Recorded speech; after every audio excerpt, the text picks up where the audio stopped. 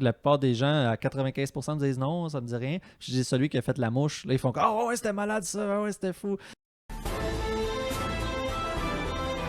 Moi, je crois que les films comptent toujours inspiration de la réalité, et pas le contraire. Ce qui m'intéresse, c'est qu'on parle des choses, que ce soit bonnes ou mauvaises, ça m'est égal. C'est pas de pogner sur le marché, l'art, c'est d'exprimer ce que tu as d'intérêt. What other art form do you create on a schedule? Je dois dire que je trouve que choquer est une qualité.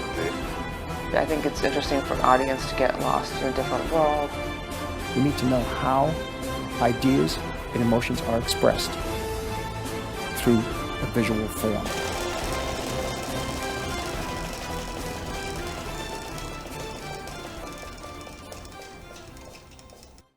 Salut tout le monde, bienvenue au Panoramique Podcast. Salut mon cher Félix. Salut Amir. Cette semaine, comment tu vas?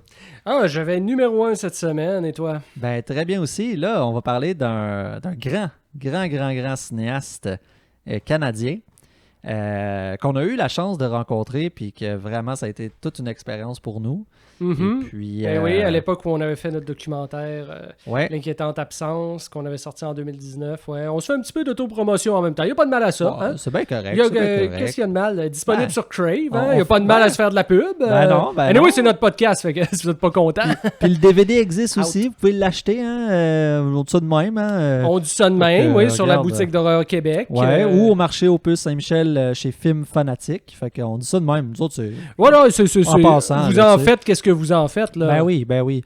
Mais sachez qu'on fait des films nous aussi, alors si vous voulez nous encourager, ben c'est toujours la bienvenue. Ouais, puis c'était bien de mettre mettre la table un peu, justement, en mentionnant notre rencontre avec Cronenberg qui était bien agréable. Mais de rien, c'est notre 4e cinéaste qu'on dissèque au podcast. Hein. Je veux dire, on avait commencé avec Argento, on s'était fait Scorsese, on s'était fait Jean-Pierre Melville, et maintenant, là, on se fait... DC. Ouais, DC. En personne. Ouais, David Cronenberg, grand cinéaste torontois, très primé à l'international. Quelqu'un qui est dans tous les festivals partout dans le monde, qui est très respecté. C'est quelqu'un qui a réussi, moi, c'est ce que je trouve incroyable chez lui, c'est qu'il a réussi à amener un peu une lettre de noblesse, les lettres de noblesse du cinéma d'horreur. Du cinéma d'horreur, de science-fiction, qui a comme montré que c'était possible de faire des œuvres intelligentes, intellectuelles, en traitant de choses, disons, plus difficiles, que ce soit la sexualité, que ce soit l'horreur.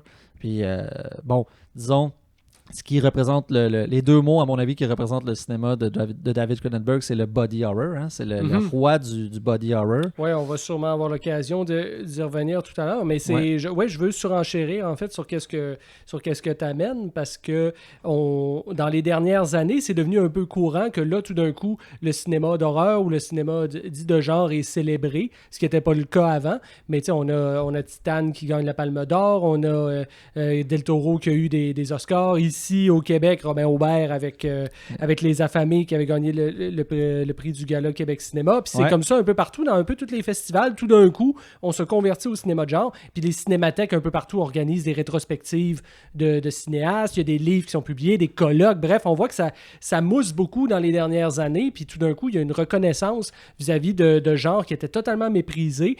Mais tu as raison de dire que Cronenberg a été totalement précurseur par rapport à ça, parce que à son époque, lui, quand il a gagné le prix du jury pour Crash en 96, ou avant ça, il avait gagné des prix génie pour deux de ses films, entre autres Naked Lunch, et aussi l'autre, c'était lequel, donc, l'autre film, merde, je pense que c'était Madame Butterfly, Mr. Butterfly, Mr. Butterfly, ouais. Oui, je crois que c'était lui, mais je sais pas, bref, il avait gagné des prix génie avant son prix à Cannes, ce qui est quand même pas courant, comme tu disais, que des cinéastes associés à l'horreur réussissent à faire ça. Et je pense que ce serait en partie dû au fait que lui, quand il parle de ses influences en matière de films, c'est pas du tout des films d'horreur, en fait, qui l'ont marqué. Je regardais récemment l'entrevue que Combini avait fait avec lui au Vidéoclub, où il se promène puis il cite comme ça les films qui l'ont marqué.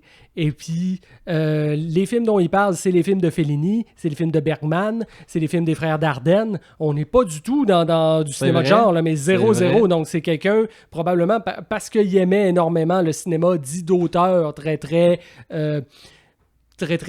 hermétique, très, très pointu, ou en tout cas, peu importe quel terme qu'on peut utiliser, qui sont souvent des mots valises aussi, parce que Bergman, c'est pas hermétique, tout le monde peut aimer du Bergman. Oui. Mais c'est quand même considéré comme étant le cinéma d'auteur très, très sérieux, et je pense que parce que lui, c'est ce qu'il aimait, je crois qu'il aura pu servir de pont, en quelque sorte, pour faire rentrer le cinéma d'horreur là où il ne réussissait pas à entrer avant. Ouais, très intéressant ce que tu amènes. Ouais, absolument. Puis c'est intéressant parce que moi, je trouve la carrière de David Cronenberg, qui part au début des années 70, fin des années 60, Cronenberg arrive avec vraiment sa vague, vraiment horreur, très horrifique, le body horror à son paroxysme. Et là, plus il avance dans sa carrière, là, après ça, dans les années 80, on se transforme plus dans la science-fiction parce que là, il y a un commentaire sur les technologies. C'est quelqu'un qui aime beaucoup la technologie, qui s'intéresse aux nouvelles formes, qui est toujours en lien avec l'humain, comment l'humain... Mais qui s'en inquiète aussi. Qui s'en inquiète aussi des nouvelles technologies. Il y a un côté très subversif dans le cinéma de David Cronenberg. Ben oui, quand on passe à Vidéodrome, la télévision, comment c'est le cœur du film. Si on pense à Existence, au début des années 90, Existence, avec les pods plugués dans le bas du dos, je veux dire, on est quasiment là, c'est ça qui est fou. Oui, c'était précurseur, là. Ouais. On sait que maintenant, il y a les puces sous-cutanées qui peuvent exister. On sait qu'il y a les casques de réalité virtuelle. Toutes ces choses-là sont devenues des technologies qui existent maintenant. Puis Cronenberg a un peu anticipé sur tout ça. Déjà, les deux films que tu as parlé sont très intéressants. Mais moi, j'ai Crimes of the Future, son tout dernier film, énormément subversif. Moi, j'ai trouvé, parce que le sujet, pour ceux qui n'ont pas vu le film, c'est avec Viggo Mortensen. Viggo Mortensen joue un homme qui il génère des organes, en fait. Il crée des nouveaux organes en lui, en fait.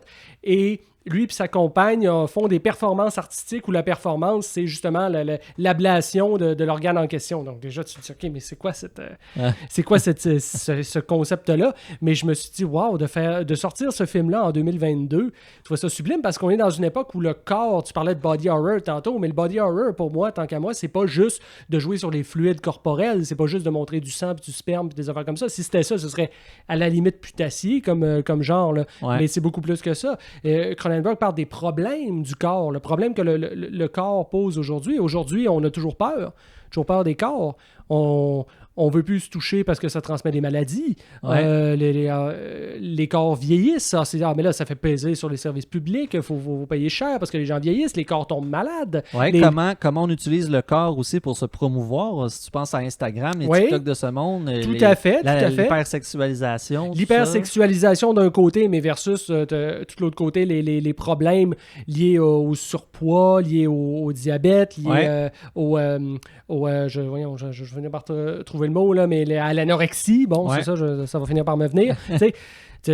On est dans une époque où on craint le corps beaucoup et Cronenberg, lui, il pèse sur cette peur-là, comme il enfonce la lame de couteau là où ça fait mal. Ouais, puis c'est intéressant parce que c'est comme s'il y a 50 ans, quand il faisait ses films, c'était quelque chose qu'il avait en tête, mais étonnamment, peut-être même dans son subconscient, sans même se dire dans 50 ans qu'est-ce que ça va être, mais c'est un sujet que tu peux toujours revenir à ces sujets-là selon l'actualité, ça va toujours être là. Tu sais, le corps, on est habité d'un corps, alors veux pas, c'est ça que je trouve fascinant, puis je pense que c'est encore des obsessions qui sont encore là, vraiment présentes dans son cinéma. Puis c'est en tout cas, moi je trouve ça fascinant de voir ces films, ça m'épate à chaque fois. Puis un petit peu après, au début des années 2000, là, il arrive avec, justement, tu parlais de Viggo Mortensen, un acteur qui est récurrent dans ses films. Oui, à partir de History of Violence, ils ont fait beaucoup de films ensemble. Eastern Promises, tout ça. Là, c'est comme la vague un peu plus gangster, drame, tu sais, des drames psychologiques, gangster, tout ça, A Dangerous Method. Fait qu'on rentre, fait que c'est comme moi je vois le cinéma de Cronenberg un peu séparé en 3 grands volets, tu sais, ça comme on disait au début de sa carrière, body horror, après ça, vraiment science-fiction et ensuite plus drame psychologique. C'est beau la manière dont il s'est réinventé d'ailleurs, dont il n'a pas peur d'aller vers des terrains où on ne l'attend pas du tout. Les films avec Viggo Mortensen, comme tu dis, sont souvent assez différents de ce qu'il avait fait par le passé. Oui, absolument. Mais pourtant, ce que j'aime, c'est que tu retrouves toujours la patte de Cronenberg. Tu reconnais vraiment vite un film de Cronenberg. Juste l'ouverture, comment il amène la musique, comment il amène le thème. Les thèmes, c'est très Cronenberg, là, je veux dire. Il embarque direct dans le sujet, puis c'est des affaires vraiment pétées, mais vraiment intelligemment amenées. C'est ça que je trouve fascinant. Comme tu disais tantôt, des genres de prémices que tu fais, voyons, ça n'a pas de saint bon sens, mais quand tu regardes le film, tu t'attaches tout de suite, tu sais. Puis il y a un don d'amener des choses qui pourraient passer vraiment pour des choses vraiment complètement absurdes, mais il le fait tellement brillamment que, je veux dire, on passe à The Fly. Hein, moi, souvent, les gens, c'est toujours le film que je nomme quand je dis aux gens, connais-tu David Cronenberg? La plupart des gens, à 95%, me disent non, ça me dit rien. Je dis celui qui a fait La Mouche. Là, ils font oh ouais, c'était malade ça, ouais, c'était fou. Fait, je dis c'est ça, c'est David Cronenberg. Fait que, il y a tellement une vaste filmographie que c'est super le fun. Mais oui, c'est quelqu'un qui. Ça a été son film peut-être un peu plus commercial, entre guillemets. Là. C'est du rôle de commercial, c'est assez malaisant. Là, ouais, ben faut dire que c'est un remake aussi. Là. C'est un film qui a déjà existé avant. Tout à fait. Ça sort en 86, si ma mémoire est bonne. Puis, mais oui, tu sais, David Cronenberg, il faut souligner aussi que dans sa carrière aussi, il faut dire que quand il est devenu un petit peu plus renommé, tout ça, et que s'est attaqué à des, justement avec Christopher Walken, là, à des films là, Dead Zone. Un autre film qui est très très différent de ce qu'il faisait d'habitude. Ouais. Hein, je veux dire, l'adaptation de Stephen King, totalement comme à l'opposé de ce qu'on s'attend d'habitude des films de Cronenberg. C'est assez protéiforme comme cinéma. Là. Ouais, c'est bien intéressant. Puis, mais tu vois que c'est ça, c'est un gars, comme il nous avait expliqué au début de sa carrière, c'est quelqu'un qui il est à Toronto, il n'y a pas de production cinématographique, il va commencer à Montréal parce qu'à l'époque, c'est la tradition Cinépix.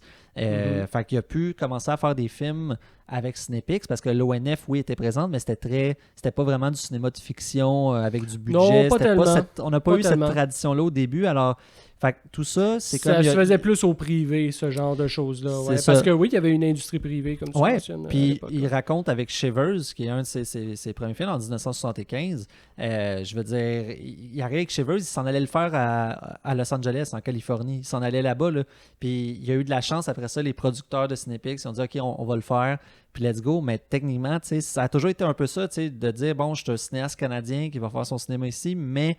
veut pas, fait que lui aussi c'est comme expatrié, mais en même temps il a quand même beaucoup tourné, ses premiers films sont tournés à Montréal. Ouais, c'est pas tant que ça expatrié, il vit toujours à Toronto aujourd'hui, mais oui, il a pu évidemment, quand on tombe dans des grosses coproductions, là ça devient des tournages internationaux, quand tu as des grosses vedettes qui tournent pour toi, là tu tombes évidemment dans une autre game, mais les premiers films de Cronenberg étaient des films à très petit budget aussi. Ouais, exact, puis c'est ça que je trouve cool, c'est qu'il arrive quand même à toujours garder sa touch, puis moi ça j'adore son cinéma. C'est quelqu'un, je trouve... D'ailleurs, c'est quelqu'un qui a beaucoup collaboré aussi avec Shore, hein, avec le compositeur. Oui, tout à fait. C'est généralement Howard Shore qui fait la musique. Très belle musique des films aussi. de Cronenberg, très douce, c'est de la musique, ça écrase un peu l'atmosphère. C'est pas des trucs genre, ultra intenses comme musicalement. Je trouve que ça vient juste comme appuyer le sujet, mais de manière comme tu sais pas trop. En tout cas, je trouve que je trouve qu'il y a une approche... Comme je dis, intellectuel. C'est vraiment intellectuel. C'est pas... On fait pas n'importe quoi. C'est pas genre on garoche des images puis du son. Non, il y a une maîtrise puis il y a un sujet... C'est iconique, des images. Moi, je pense à Vidéodrome. C'était des images ultra fortes. Oui, avec James Wood. James Wood qui embarque dans la télévision. Puis ensuite, avec comment son corps se transforme. Comment il fusionne avec l'arme. Il sort une arme de son torse. Genre, comme ça. En fait, c'est à force de... pour ceux qui n'ont pas vu le film, James Wood, il joue un producteur de télévision qui tombe sur une fausse chaîne...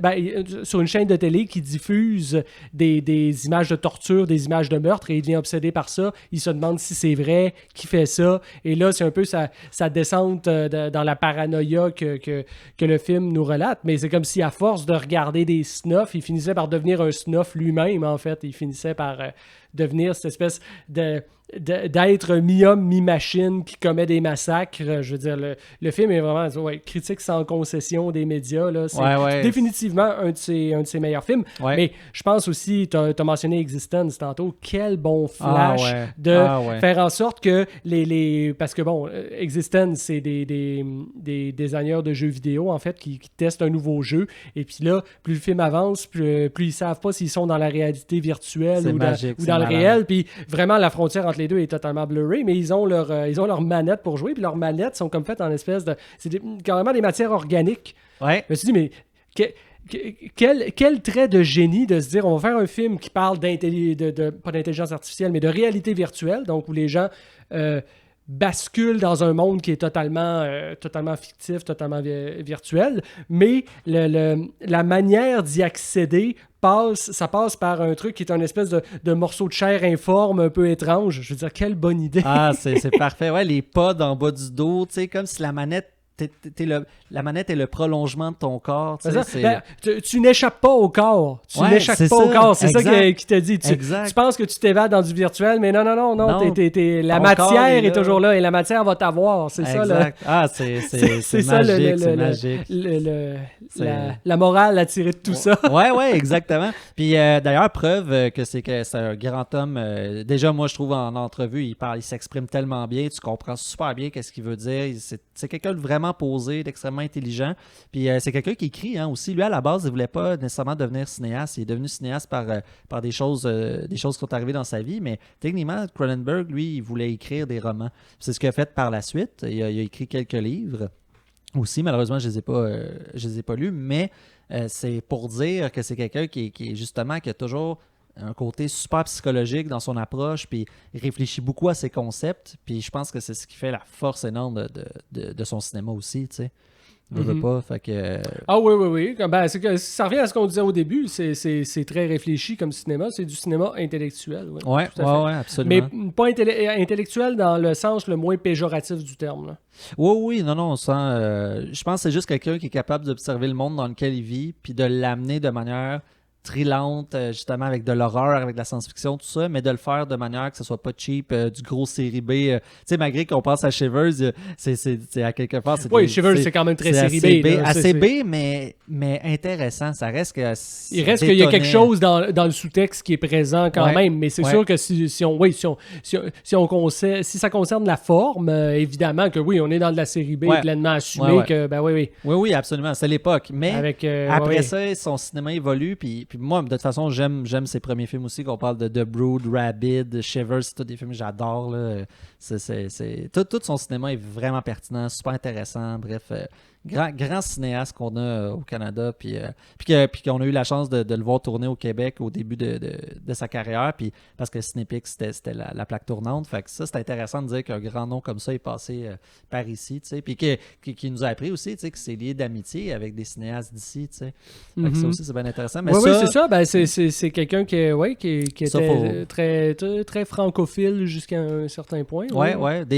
Il s'est fait inspirer justement par exemple, Denis Héroux, tu sais, Valérie, L'Initiation, c'est des films qui pour lui parlaient beaucoup parce que c'est des films très hypersexualisés pour l'époque. Puis lui, la sexualité, ça se retrouve beaucoup dans ses films aussi. Oui, énormément. Oui, puis l'héritage des cahiers du cinéma aussi, dans la vision du cinéma, dans l'analyse des films, ce qui a amené par après à la nouvelle vague française. Tu vois que ça l'a beaucoup marqué, oui. Oui, absolument. Clairement. Ouais, fait que, écoute, à moins que tu avais d'autres choses à rajouter, moi, je pense que c'est une belle chronique élogieuse de David Cronenberg. Oui, c'est ça, je pense qu'on a fait le tour. Moi, juste le petit dernier point que j'ajouterais, puis ça, on dirait que c'est un détail, je trouve qu'on mentionne pas souvent, mais c'est aussi un cinéaste qui a permis à des acteurs de livrer des grandes performances, parce qu'on avait parlé de Viggo Mortensen tantôt. Moi, avant de voir History of Violence, je considérais pas forcément Viggo Mortensen comme un acteur particulièrement intéressant, mais de le voir dans les films de Cronenberg, je me dis comme, ah non, mais il s'est vraiment joué. Puis il y a d'autres exemples aussi. Dans son tout dernier, Kristen Stewart joue comme on l'a jamais vu jouer. Je veux dire, Keira Knightley dans Dangerous Method.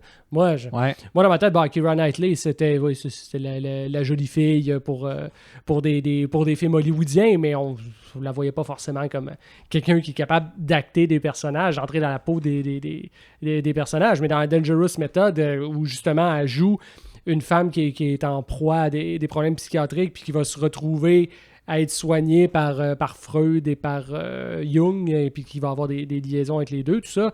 Keira Knightley le joue superbement. Oui, absolument. C'est un film, ça fait longtemps que j'ai vu, mais oui, tu as raison. Non, c'est vrai que David Cronenberg est capable d'aller chercher ce qu'il veut à travers les acteurs. Même lui, d'ailleurs, il apparaît des fois dans ses films ou dans quelques films. C'est quelqu'un qui s'intéresse à ça. Puis c'est cool aussi de dire au début de sa carrière, c'est quelqu'un qui a appris le cinéma dans le bain. T'sais, il a vraiment appris à faire les choses, à tourner, je veux dire, dans des conditions vraiment rapides, c'était stressant, tout ça, mais il apprenait par d'autres gens plus expérimentés. Puis comme ça, il a monté son affaire, puis c'est devenu un cinéaste de renom. Fait que c'est comme quoi que c'est possible, hein, juste par la passion, par les choses que tu as envie d'exprimer, tu peux arriver à bien des choses dans une vie cinématographique, en tout cas. Ouais. Bref, bravo à M. Cronenberg, moi que je salue, on l'aime beaucoup, puis je pense qu'il y a beaucoup de cinéphiles et cinéastes qui respectent cet homme-là, puis avec raison, c'est grand homme pour moi, grand homme. Mm-hmm. Donc, merci mon cher Félix, c'était bien agréable. Merci à toi, merci à ceux qui regardent. Oui, merci à vous. Abonnez-vous comme d'habitude. On est sur les réseaux sociaux, Facebook, Spotify, YouTube, name it. On est là, Panoramique avec un K. Puis, un grand merci à Pascal Thibault, notre tech de la journée. Merci au tech. Fait que, à la prochaine. Shit the bed. Well, howdy, folks. Come on in.